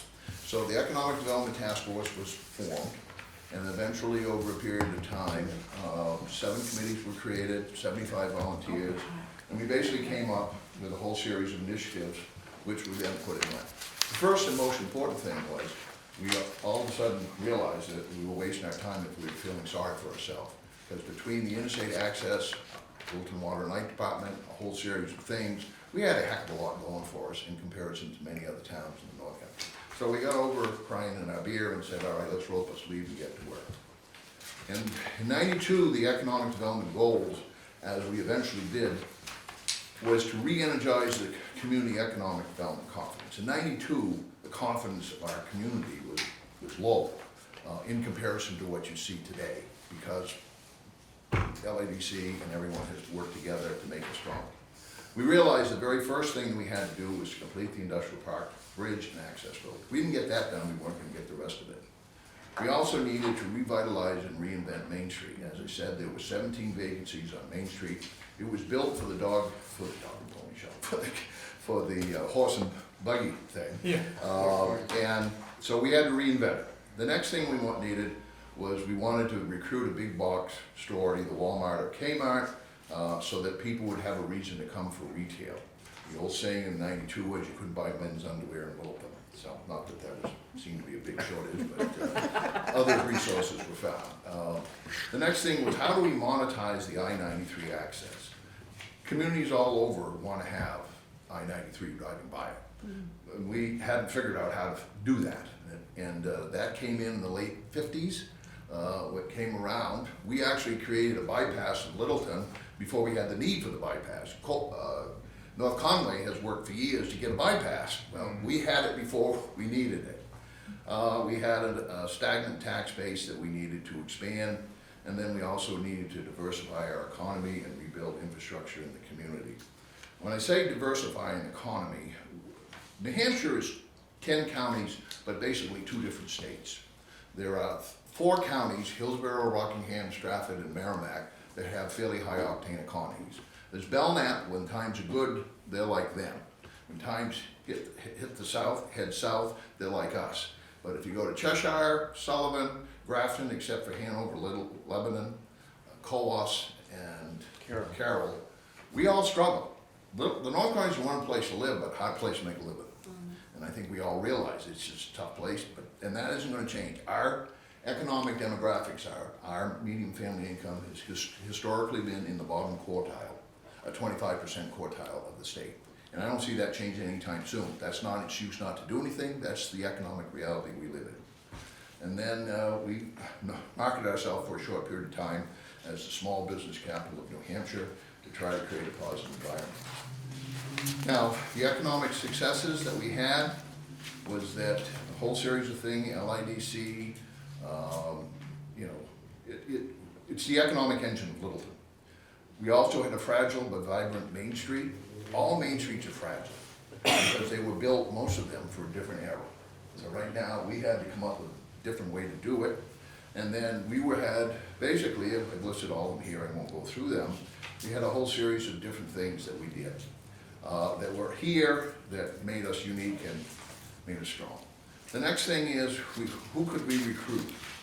And I list you, Walmart was who we sought.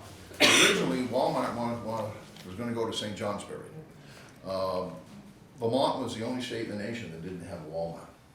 And so Governor Howard Dean negotiated directly with Sam Walton because he wanted to go into Burlington and Chittenden County and the more prosperous area of Vermont. And Governor Dean said, I'll help you go there as long as you build a Walmart in St. Johnsbury and then one of the towns in the southern part of Vermont.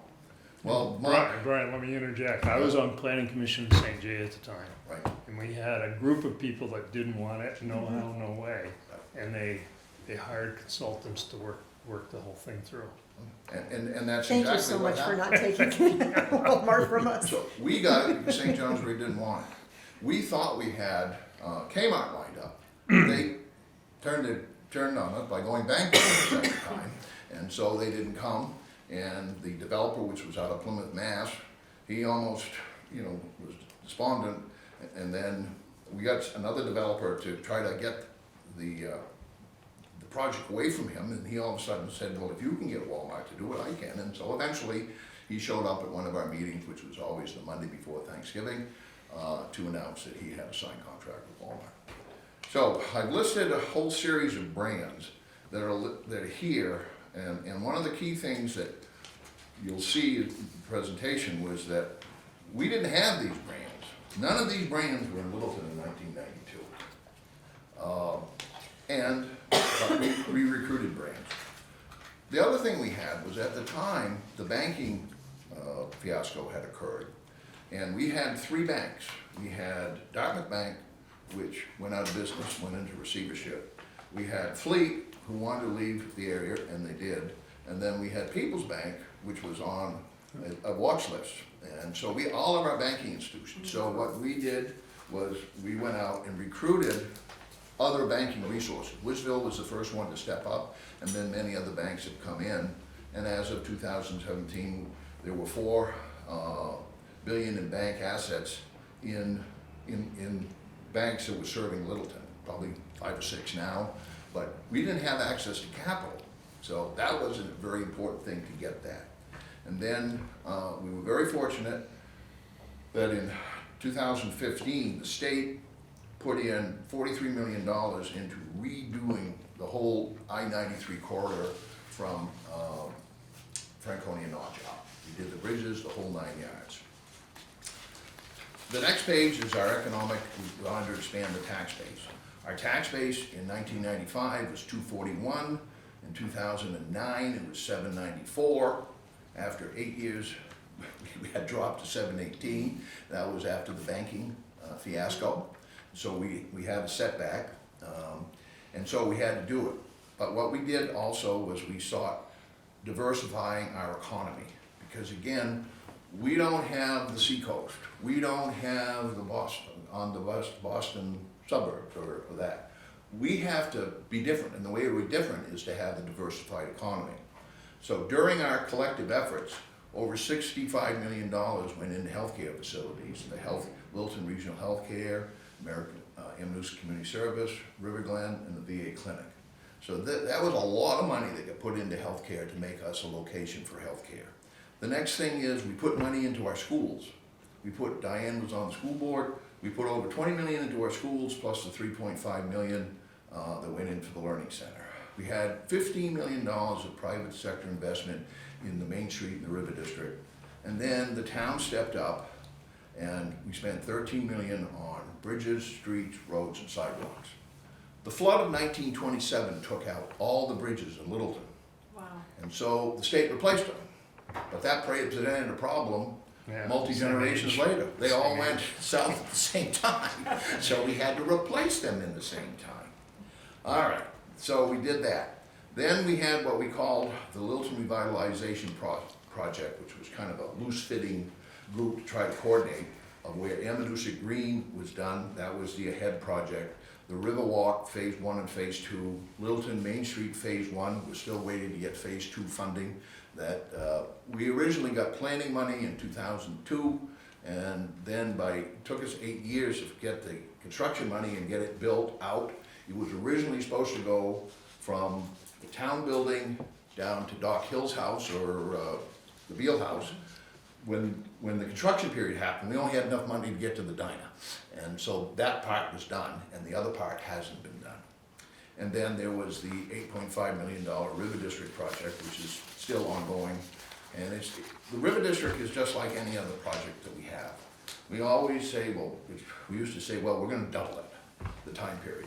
And usually it's tripled or quadrupled the amount of time to actually get it done.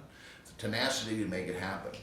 Now, the other development success stories was that we have the 6.8 million Littleton Food Co-op. Great asset to the town. Water and Light has put $6.5 million into infrastructure in the town, keeping it up so that we're not like other communities. The town of Barton, Vermont, gave up their electrical because they couldn't keep their infrastructure up. And the town of Lindenville is now talking about giving it up because they haven't been able to keep their infrastructure up. Water and Light put the money in. We also had government actually putting money into our areas, $6 million, and it's actually more money since then into the Armory, the post office, and the Social Security building. So the government put money into getting their buildings spruced up. The cable system was $5 million. The Mount Eustace Commons was 5.4. The North Country Broadband. In 2010, we met with Senator Gregg and say, we're an uncompetitive community because we don't have broadband access. So what we needed to do, and no town, no business is gonna say, you know, I think I'll go to Littleton. They've got less broadband capacity than where we are. Let's move there. That doesn't happen. So what we ended up doing was getting 4.8, and Senator Gregg was so helpful for us in there. And then we now have, and again, because of a lot of different things, we have competent broadband capacity. And again, the $4 million for the industrial park. The last is a list of families, because so many things that we were able to succeed was that there were families that believed in Littleton and basically stayed on board with Littleton through good times and bad. And that's important for continuity. Another handout I have, and again, I'll try to be as brief as I can. Broadband before 2010. What's that? We had broadband in Littleton before 2010. You're right, it was 2000 when we went to the top Senator Gregg. That makes sense. All right, so what they said, we need economic growth. This shows you where the capital investments have occurred. The Littleton Regional Healthcare was built, then the doctor's office was added. That's $56 million that have been put into it. School projects, $20 million. Revitalization project, which went from 1997 to 2013, and then the Main Street. Also, the industrial park, $4 million. We had to close the dump, $1.5 million. 3 bridge replacements, $5.4. And again, we put 6.5 million into our Main Street, 1.9 into sidewalks, 3.9 into sewer and storm drain. Littleton area learning center was $3.5 million, and we did a new police station, new town garage, and the river district. So that's how much money through our combined effort.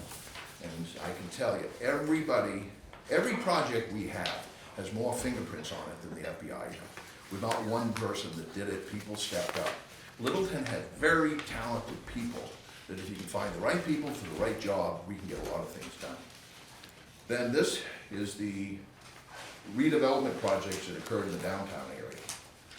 If you look at the river district, if you go down there and there, what you'll see, or excuse me, I'll correct myself, what you won't see is 36 buildings that have gone because they were obsolete or dysfunctional or just, I mean, the area on Mill Street, Saranac, that was Littleton slums. John and I were growing up ill. I mean, we were kind of scary about going down there because you're not sure you were going to make it back. But anyways, that whole area has been fixed up on that. But the Lafayette National Bank, which is now Bank of New Hampshire, that took 8 properties. There were 8 properties where that building is now. 8 properties. Mill Street Development, 6 properties. And that's where the parking lot is, you know, with the big retaining wall. That's that part.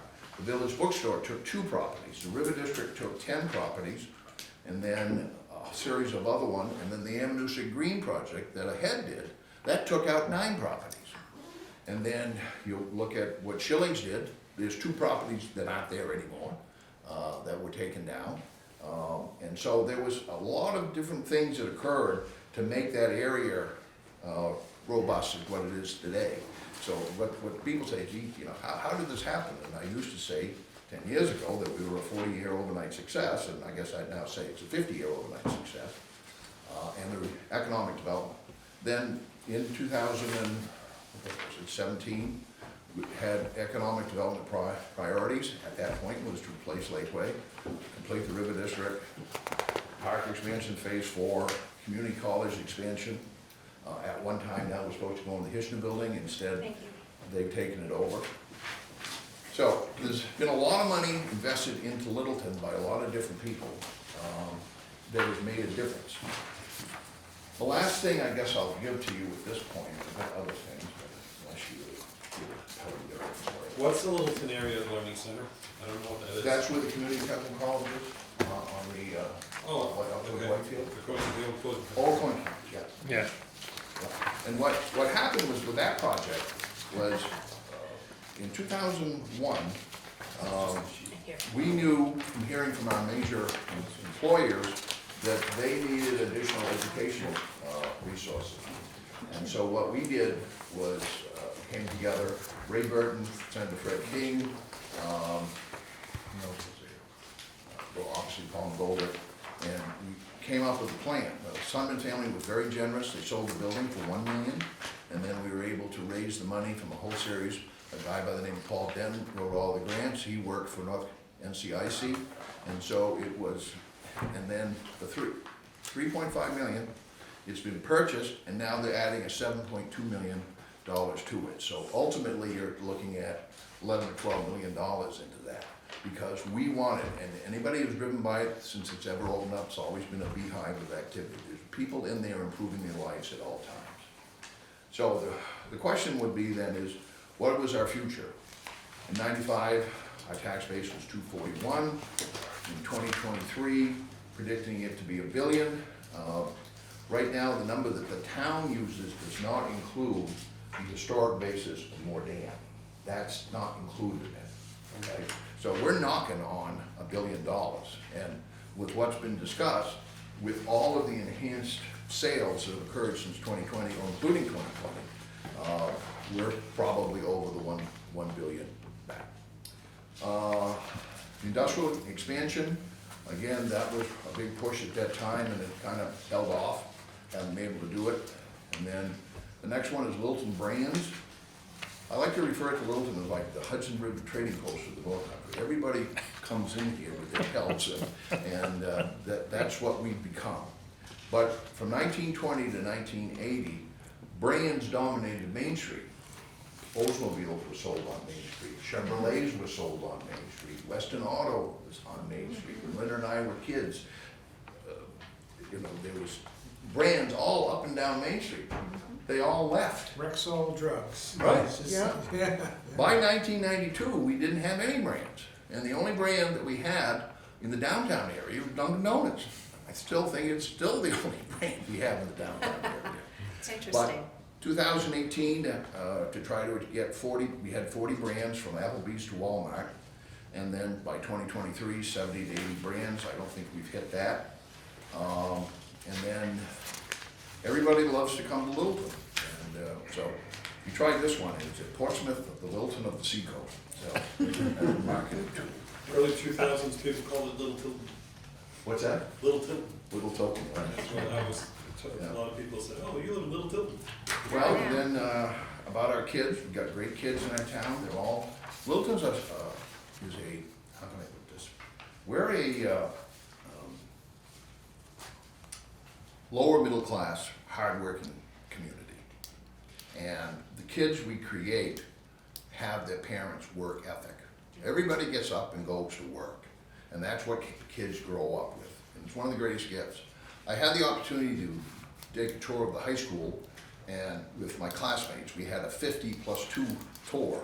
We had a reunion, supposed to have been in 70, but we couldn't go there because COVID and everything. So we had it this past year, and we did a tour of the high school.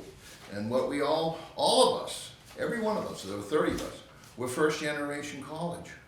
And that's who many of the kids that we're educating now are first generation college. Those, we're still, our mission is still pretty much the same.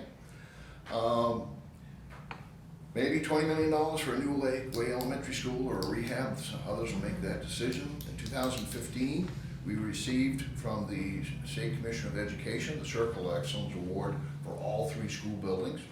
We've spent $20 million on our buildings. with a revitalized high school, a new middle school, and a new CTC. We spend, at that time, $23,000 per student, and we had great kids. 130,000 hours of community service they've given back to the community, and the community has stepped forward. We now have endowments over $8.5 million, and we give out $300,000 to $400,000 every year in scholarships. Aren't many communities that have that. The homegrown administrative team, that was who there, and we basically, for the longest time, and one of the reasons why we used to be called the vocational center, now it's the career and technical center or whatever, that was created because we were losing a lot of kids. So, and the state recognized that there had to be education that offered for the non-college bound student. And so we got that, and the last year, I don't know what the data is now, is that we had a 0.5% dropout rate. I think when I was on the school board in 1998, we had 11% Right. dropout rate. Yep. Governor John Lynch did two things. One that was great and one that was terrible. One thing that he did was great was he raised the dropout age to 18. And that created an incentive to keep kids in school, and it worked. The terrible thing he did was he did away with the building aid formula that had served the community, the state, from 1955. And by doing away with that, that has made the Lakeway project 10 times harder, because there's no guaranteed funds. You kind of have to have a hit or miss as to whether you get the money now. Before, it was guaranteed, and that when we did all this other work on the schools, when Diane was on the board, the money was guaranteed. He did away with the formula, and we've had a lost decade of statewide, not just Littleton, but it's just made it much more difficult. And then where our kids went to college, these are the schools that they went to. You don't have a single gator in Littleton? No. Got one. We had one go down to Tampa Yeah, a few years ago, but it didn't go away to Miami. So we've had kids go to great schools and move ahead and succeed, and that's one of the greatest gifts we give to the world with our kids that we raise. And all three of mine went to UNH, they all went to different grad schools, and all outperformed me at UNH, not that that was a high bar, but all of the kids, I think overall, we got great kids, great parents, and a great community. Well, thank you, Brian. Part of it, Excellent. your presentation and then Greg and Chad's presentation, it just reminds us, all of the people around the table here, that we've had some great things happen to this community, and that we just need to keep working at it. And as much as we think, oh, the budget's going up and the taxes are going up, we've had some great things happen, and we just need to keep persevering, so. But that's what so many people say, what are you doing in Littleton? And I said, it's like, used to be a 40-year overnight success, and now be a 50-year overnight success. People have just gotten up and plugged away at it, made a difference, reinvested into it, and, Steve's business. I mean, Steve at one time had 7 stores running out of his shop. The LaHoots started with AR, the old Grange Hall, then they got 5 or 6 stores. Oh, even look at, is it Mill Street? Yep. You look at Mill Street, when I first came here, no one wanted to be caught on Mill Street after dark, you just. You were a kid, you wouldn't want to be there in the light either. Yeah. That's where my I mean, paper was. And When so, I I opened mean, my shop on Mill Street, it was the only thing yeah, in that area. And it was 94. Well, the Chinese restaurant was there, but that had closed. Yeah, they were actually in the middle of changing hands from one to the other. but anyhow, thank you, and sometimes you think we get off base here, stay in your lane, it's like, okay, I'm trying to stay in the lane, but with the Littleton Water Line, I think everyone is just concerned that it gets resolved, and we just want an update, and we saw other things tonight about the good things that are happening to Littleton. And Littleton Water and Light is a good thing that has happened to Littleton. We just Littleton want it Water to and Light. continue to be a good thing. Littleton Water and Yeah. Light was our best economic hedge that we had because of its low electric rates. Nobody ever came in, I have to be perfectly honest, nobody said, well, I'm going to Littleton because of the electric rates, but I guarantee you businesses stayed here longer because we had it. And those who stayed here, all of us, were more successful because of the low rates. And their simple mission, it sounds simple, but it isn't, low costs, stable rates. You don't wanna have electric prices like they do gas prices, you know, residential rates up, you know, on a daily basis or something. And then the last thing is a reliable service, to be able to offer that, because, you know, nobody's gonna come to town and they do their due diligence and say, well, they have a, you know, they shut off about once every other week or something like that, so it's. Well, actually, you know, there's rebates for, you know, good, you know, electric or whatever, the rebates. We can't qualify for some of those on certain products because Littleton Water and Light has such good rates. Right. So, yeah. Well, the same thing is true with the town's sewer fees. Sometimes you don't qualify for grants because they're not high enough. We don't charge enough. It's happened on grants all the time. Yeah. I just, Although, after what's happened down the sewer treatment plant, that's not gonna be a problem. just chiming in for a second. I've been in industry my whole life, and I can tell you that in industry, electric rates are incredibly important. Incredibly important. And they mean a really, to have this in Littleton is really super for our, Well, that's For our probably town. part of the Littleton the industrial Yeah. part, the Right. success for it, yeah. But the water and light has been able to succeed, losing its two biggest customers it's ever had. Its biggest customer for water was Norton Pike. Its biggest customer for electricity was Hitchner. And they both left, but they were able to overcome that. Now, what we're facing with that decision basically is there was a business model, it's gonna be a new one. That's what the new business model is. It's not going to be the same. We're not gonna be discussing the litigation anymore. Thank you. I thought we tabled that. We did table it, Yeah. but I'm just saying that it's an asset, and that was where I was going with it. They have satisfied the stable service.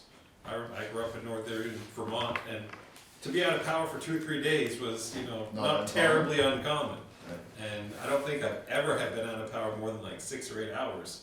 I don't think In the I've last ever been 25 out years. of, well, maybe twice, and when we used to own the Caraway, so that's the co-op, and we were always without power in the wintertime, it always went off sometime. I think since we moved back in '99, I wanna say once we've had to use, we used the generator once. Yeah. So, I put a generator in a month and a half ago, and I've used it twice since. Really. Yeah, but I'm on New Hampshire Electric Co-op, Yeah, unfortunately. that's not Littleton. At the end of the line. It's the end of the line, yes. Yep. That's, Yeah, well, You're on the that's traveling Wilburys. So, I'm at the worst of both worlds. Yeah, right. It's expensive and it's unreliable. Yeah, other than that, it's pretty good. thank you, everyone. So you're gonna meet again when? Not until probably 2 weeks from today. 2 weeks from today, The 20th. and yeah. Okay, unless I will it's a not be here.